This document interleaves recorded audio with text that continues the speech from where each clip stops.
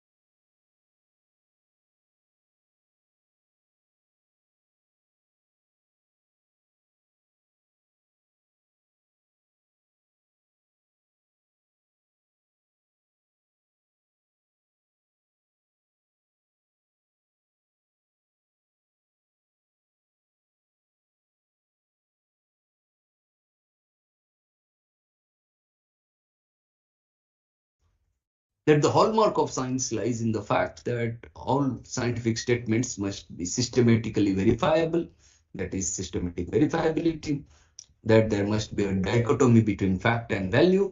If I say this is your watch, okay, then this is a fact. If I say this watch, this is a beautiful watch, then or this watch looks beautiful, then I add value to it. Science, as a paradigm of knowledge production, doesn't believe in these values. Okay, it may appear beautiful to me, it may appear not so beautiful to others, right? Science, as a paradigm of knowledge, always believes in facts. In the positivistic construct of science, not everywhere. The positivistic construct of science also suggests that see there is a unilinear relationship between observation and theory. In other words, observation leads to theory generation, but the converse is not true. Putting it succinctly,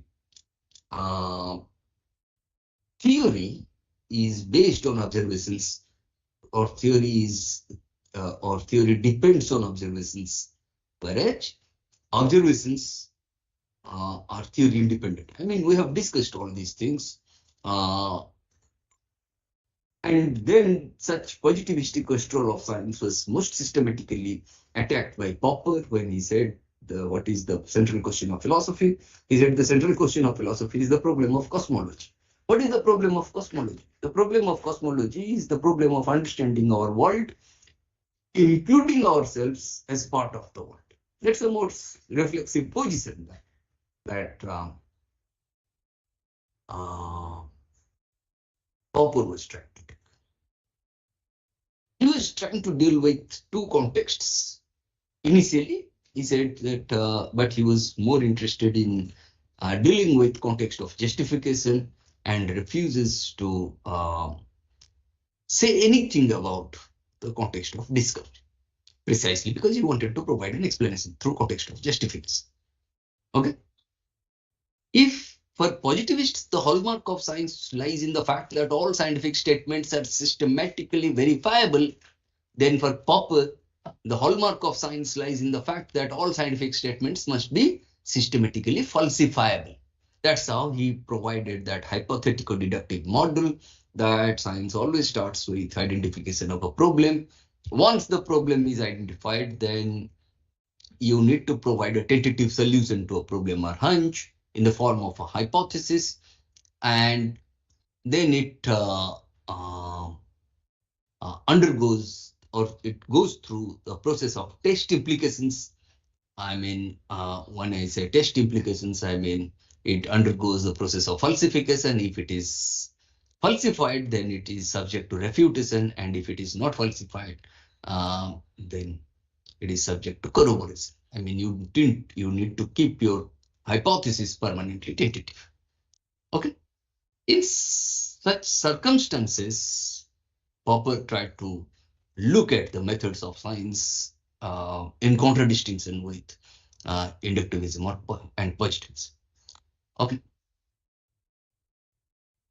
Thomas Kuhn, in the structure of scientific revolutions, he suggested that, you see, science doesn't start with some kind of observation or hypothesis or a set of laws or problem identification or something. What is more important in science, that whatever decisions that we make, these decisions are made on the basis of some kind of consensus. Every science passes through two stages, namely paradigmatic stage and pre-paradigmatic stage and paradigmatic stage. The transition from the pre-paradigmatic stage to the paradigmatic stage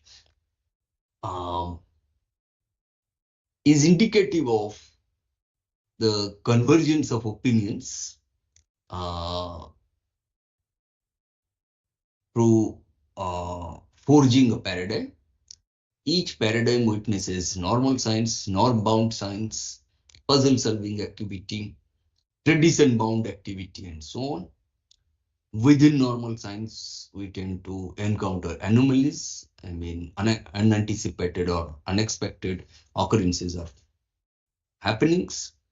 And once science encounters anomalies, it enters into the phase of crisis. And once science is crisis-ridden, then it hunts for a new paradigm mediated by revolutionary science. That's why, according to Kuhn, if normal science is a tradition-bound activity, then revolutionary science is a tradition-shattering activity.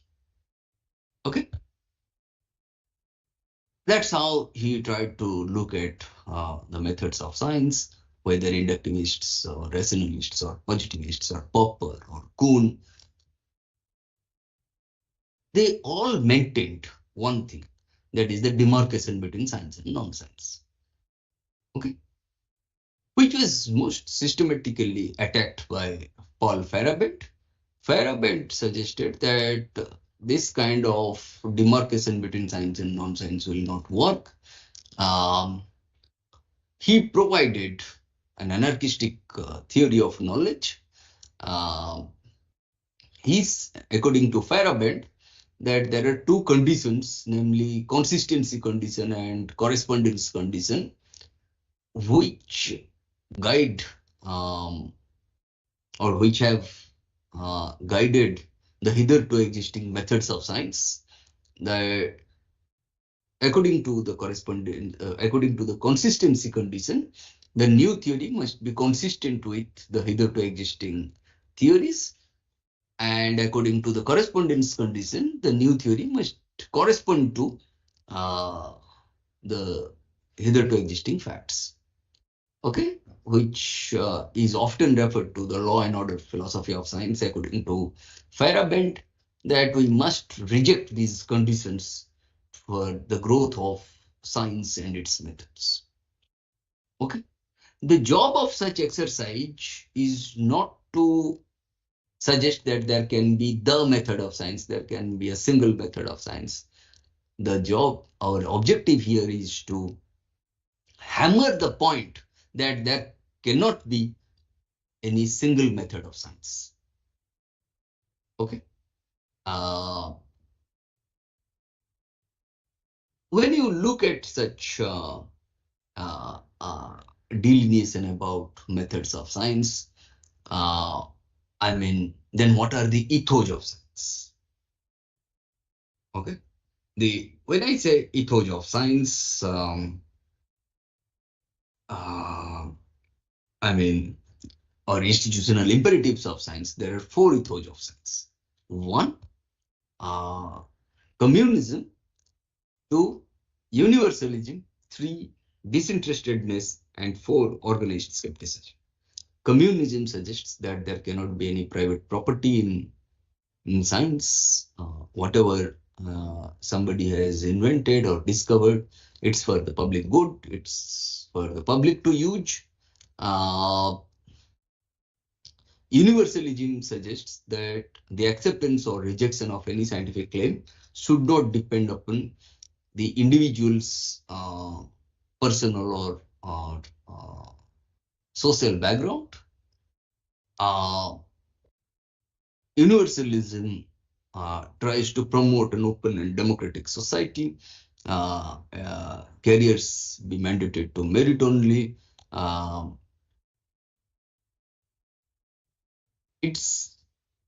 And disinterestedness suggests that science must be devoid of any interests or ideologies. Okay? And organized skepticism suggests that unless and until we have all facts at hand, we must keep on postponing or temporarily suspending our judgment. Okay, that's why it's a methodological mandate. After ethos of science, we're going to discuss also social shaping of technology, how technology is shaped by our economy, culture, polity, military, war, profits, and so on, the state, and so on. More importantly, when we discuss the information society by David Lyon, you will find that I've referred to Alvin Toffler's third wave. The first wave is characterized by the agricultural society, whereas the second wave is characterized by the industrial society, and today the third wave is being characterized by the information society. Okay, this third wave concept is based on 6 grounding principles, namely standardization, specialization,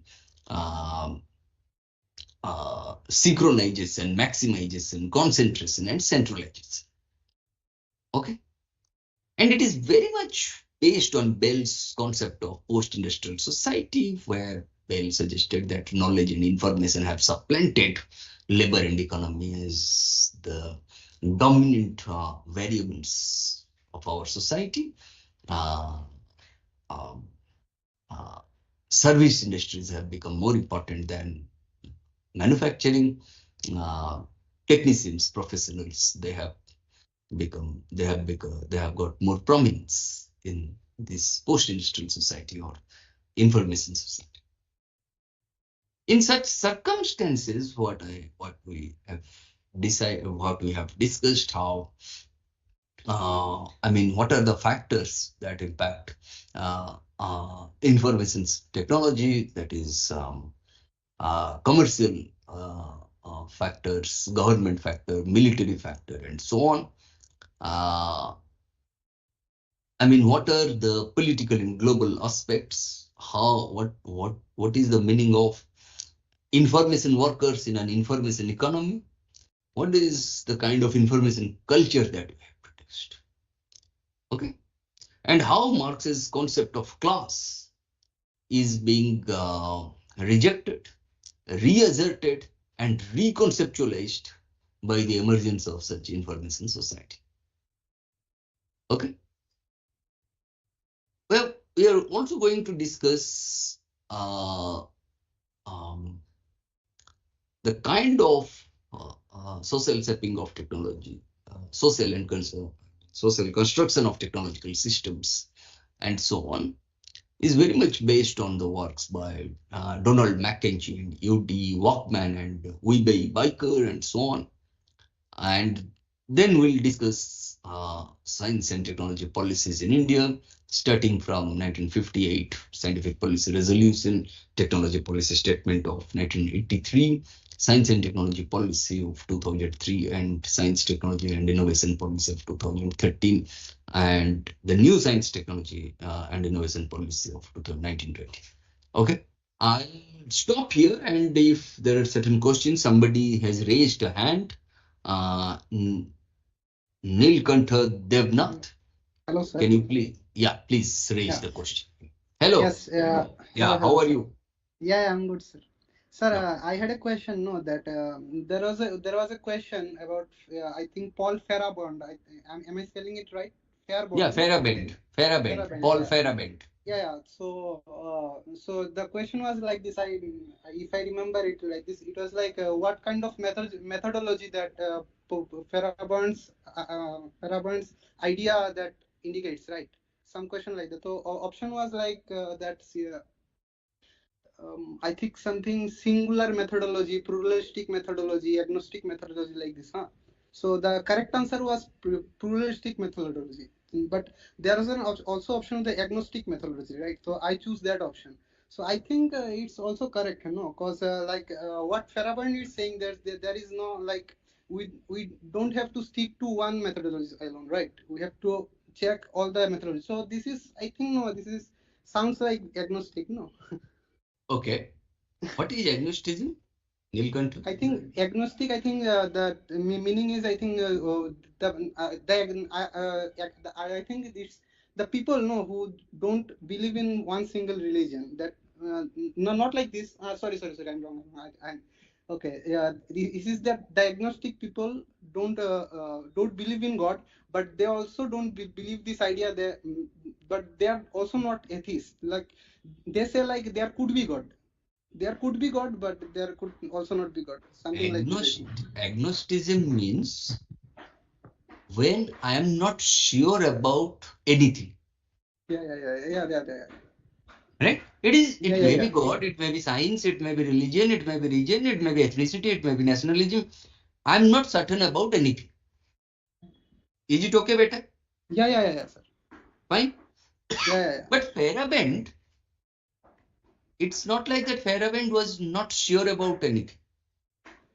In fact, there was a time in Against Method when he wrote that please don't think when I say that we must go beyond the demarcation between science and non-science. Please don't think that there is no difference between science and non-science. There is a difference. Okay. He also said that. But the only thing is that just because some creative areas like art, literature, philosophy, music, dance forms, they do not directly come under the conventional notion of science. That's why he said that no, in such circumstances, you don't look at the demarcation between science and non-science. But it doesn't imply that there is no difference between science and non-science, even for Feyerabend. Okay. That's why we must deploy as many methods as possible to produce knowledge. Yeah. Now I get it. Okay. It's not like that, beta, he was not sure about the methods of science. He was absolutely sure. He said that, okay, even if somebody says that no, precisely because you also read Copernicus, Darwin, Marx, Freud, many like that. Because he, according to Feyerabend, had Copernicus not been allowed to propose against Ptolemaic theory, what Ptolemy said? Ptolemy said that the Earth is at the center of the universe, the Earth remains constant, and the Sun rotates around the orbit of the Earth. Correct? And Copernicus challenged that. Copernicus said, no, the Sun is at the center of the universe. The Earth rotates not only on its own orbit, but also on the orbit of the Sun. Okay. He said that had Copernicus not been allowed to propose that, of course, he had to face the brunt of the powers, brunt of the state, because he propounded that. Had Darwin not been allowed to propose the origin of species by making the existence of God insignificant, because redundant, no? Darwin made God redundant. Okay, that earlier notion was that God has created us, but he questioned that, right? Had they not been allowed, then we would not have been able to see different models of scientific method, different scientific theories, different scientific trajectories.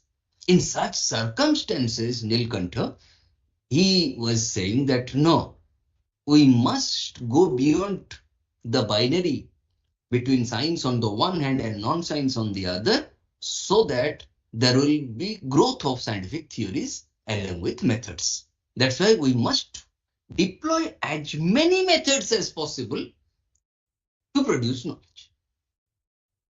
Is it okay, beta?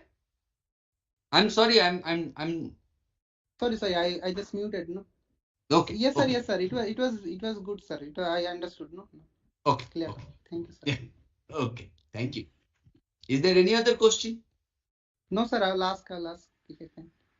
Yeah. Anyway, we'll have one more session in the last week of September or first week of October. If you have any question or anybody else, whoever has question, we can address those questions. Okay. All the best. We'll continue. Thank you, sir. Thank you, sir. Maybe we'll stop here. If anybody has questions, please write to us. Our team will get back to you. Or else we can also have one more live session in the in the last week of September or first week or second week of October. We can also address these questions. And please, I would request all of you to